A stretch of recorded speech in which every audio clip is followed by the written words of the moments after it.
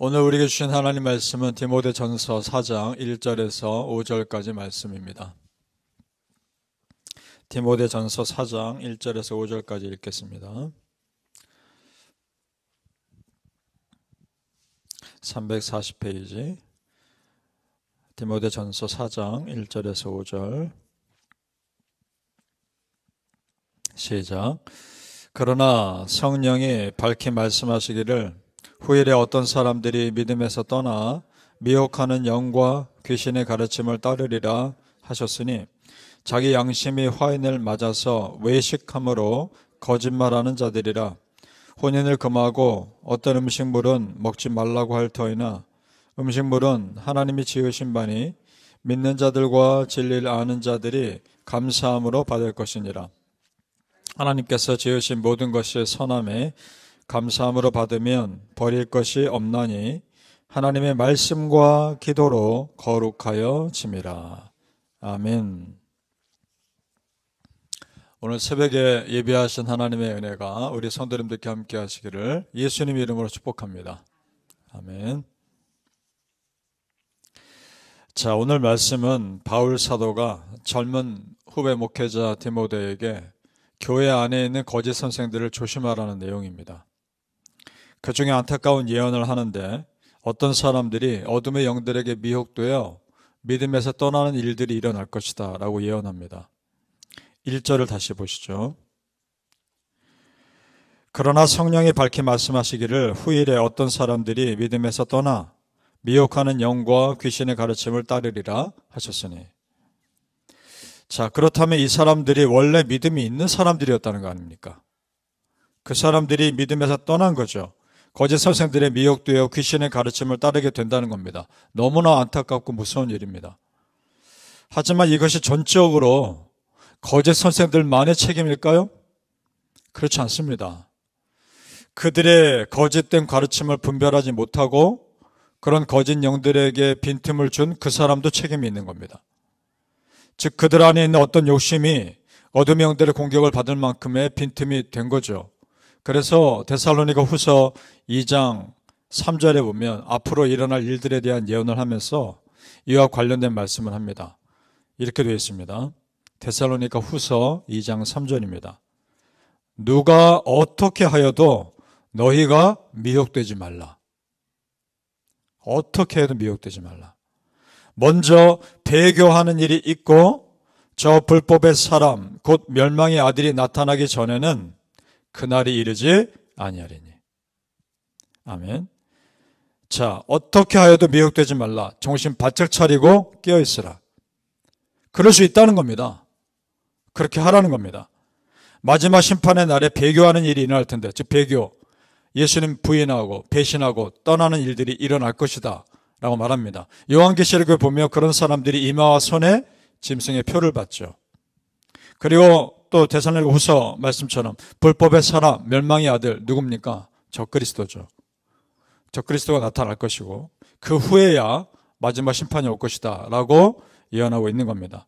자, 그러니까 성도님들, 누가 무슨 그럴듯한 말로 또 심지어 어떤 그럴듯한 기적으로 여러분을 미혹하려 할 때 그걸 잘 분별하셔서 절대적으로 여러분 믿음 지키시길 축복합니다. 아멘. 1절을 다시 보시면 1절 앞부분에 뭐라고 되어 있습니까? 성령이 밝히 말씀하시기를. 바울이 이것을 어떻게 알았는지 말하고 있는 겁니다. 바울이 기도하는 사람 아닙니까? 기도 가운데 성령님이 그에게 알려주신 거죠. 그것을 후배 목회자에게 알려주면서 너도 정말 정신 차리고 깨어있어서 목회해라 당부하고 있는 겁니다. 지금이 그런 세상이라는 겁니다. 바울 시대가 이랬으면 지금은 더 말할 것도 없는 겁니다. 오늘 말씀에는 거짓 교사들의 특징이 나옵니다. 비본질로 사람들 마음을 혼란스럽게 한다는 겁니다. 3절을 가보시죠. 3절 시작. 혼인을 금하고 어떤 음식물은 먹지 말라고 할 터이나 음식물은 하나님이 지으신 바니 믿는 자들과 진리를 아는 자들이 감사함으로 받을 것이니라. 아멘. 그러니까 이 사람들의 생각 속엔 이런 것이 있는 겁니다. 사람의 행위로 어떤 절제를 통해서 거룩함이 이룰 수 있다라고 생각하는 겁니다. 자, 그래서 결혼도 금하고 음식도 조심하라는 여러 가지 조건들을 내세웠던 것 같습니다. 겉으로 보기에는 이 사람들 삶이 굉장히 조심한 것 같고 절제하는 것 같고 그렇게 보이지만 참으로 위험한 것이 있습니다. 왜 그러느냐? 사람의 어떤 행위가 거룩에 이르는 것처럼 여기고 있고 그것이 결국 구원에 이르는 조건으로까지 이어지기 때문에 그런 겁니다. 굉장히 위험한 것입니다. 우리 전에 보았죠. 할례에 관해서 논쟁하면서 예수 믿는 이방인들도 할례를 받아야 한다라고 유대인들이 말했던 기억이 여러분 나실 겁니다. 그때 예루살렘 교회에서 어떻게 결정합니까? 이방인들에게 무거운 짐을 지우지 말아라. 예수님만 믿으면 되는 것이다. 크리스찬이 다른 도덕적인 죄를 범치 않으면 되는 것이고 할례는 이방인들에게 강요할 수 없는 일이다 라고 정리가 됐었습니다. 마찬가지입니다, 여러분. 어떤 사람의 행위로도 거룩해질 수 없습니다. 우리는 완전하지 않기 때문에 그렇습니다. 오직 예수님의 십자가 보혈 그 은혜로만 거룩해집니다.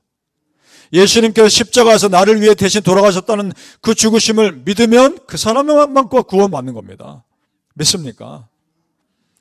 물론 우리가 구원받은 자답게 살아갈 거룩한 책임은 있죠. 하지만 그것이 구원받을 조건이 될 수는 없습니다.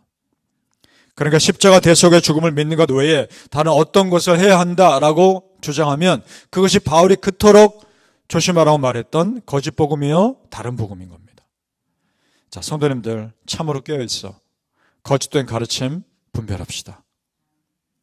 그들의 말과 행동을 듣고 보기만 해도 금방 알아차릴 수 있을 만큼 내가 준비되어 있어야 합니다. 그래서 바울도 말씀과 기도를 강조합니다. 5절을 가보시죠.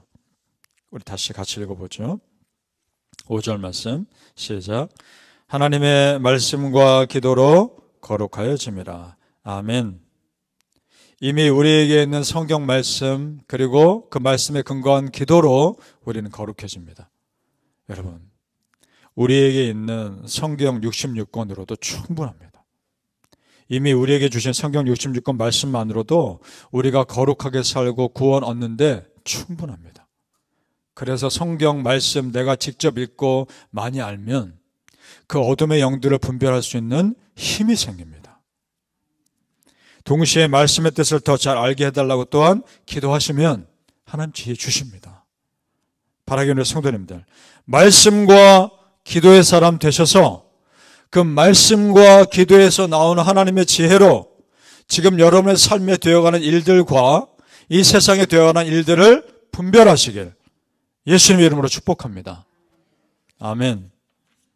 그래서 바울 사도가 디모데에게 경건 훈련에 힘쓸 것을 강조합니다. 구원은 예수님을 구세주로 믿는 자에게 주시는 그저 주시는 선물이지만 구원받은 자답게 살아갈 책임은 우리에게 있기에 훈련이 필요합니다. 7절 말씀 같이 읽죠. 7절 시작. 망령되고 허탄한 신화를 버리고 경건에 이르도록 내 자신을 연단하라. 아멘. 그렇습니다. 믿음 생활도 훈련이 필요합니다. 예를 들어 기도하는 것도 한자리에 꾹 참고 앉아서 오랫동안 앉아서 하나님과 나의 관계에 집중할 수 있는 훈련이 필요합니다. 그리고 예배하는 것도 예배드리지 못하도록 방해하는 모든 일들을 다 정리하고 내 삶의 환경을 그렇게 하나님께 집중하시는 환경으로 만드는 훈련이 필요합니다. 이전에 충만한 믿음의 사람이었다 해도 꾸준하게 예배하지 않고 말씀 읽지 않고 기도하지 않으면 그만큼 그 영성은 무디어지는 겁니다.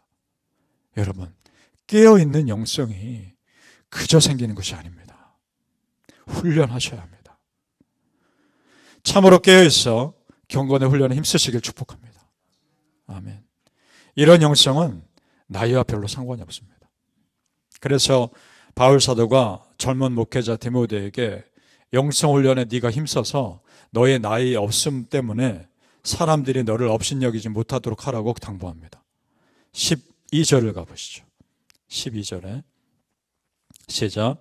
누구든지 내 연소함을 업신여기지 못하게 하고 오직 말과 행실과 사랑과 믿음과 정절에 있어서 믿는 자에게 본이 되어 너희 나이 어림이 사역에 제한되지 않도록 오히려 더 열심히 훈련하여 믿음의 본이 되라라고 당부하는 겁니다. 자, 성도님들, 깨어있는 영성은 끊임없는 예배 생활, 끊임없는 성경 읽는 삶, 끊임없는 기도가 있기에 가능한 겁니다. 그렇게 해야 되는 겁니다. 이렇게 깨어있지 않으면 한순간에 우리의 믿음은 떨어질 수 있기 때문에 끊임없이 힘쓰셔야 합니다. 날마다 우리는 새로운 은혜가 그래서 필요합니다. 이것이 가능한 이유는 우리 하나님이 날마다 우리에게 새로운 은혜 주시기 때문입니다. 우리 새벽마다 은혜 주시는 거 아닙니까? 그러면서 우리는 어제보다 오늘 성숙해지는 겁니다. 15절을 끝으로 읽어보죠. 15절입니다. 시작. 이 모든 일에 전심전력하여 너의 성숙함을 모든 사람에게 나타나게 하라. 아멘. 내가 어느 날 갑자기 성숙해져야지 마음 먹는다고 성숙해지는 거 아닙니다. 전심전력해야 합니다. 그래서 꾸준한 예배와 말씀과 기도의 삶이 나를 성숙하게 하는 겁니다. 그래서 크리스찬에게 정말 중요한 덕목은 꾸준함이고 성실함입니다. 바라기는 우리 성도님들, 오늘 하루도 우리 삶이 하나님 앞에서 더 거룩해지시며 그런 성숙의 길로 나아간 하루 되시길 예수님 이름으로 축복합니다. 아멘. 기도하겠습니다. 아버지 하나님, 감사합니다. 꾸준한 기도의 사람이 되게 하여 주옵소서. 꾸준한 예배 드리며 말씀 읽으며 그렇게 오늘 하루의 삶이 또 은혜로 채워지게 하여 주옵소서.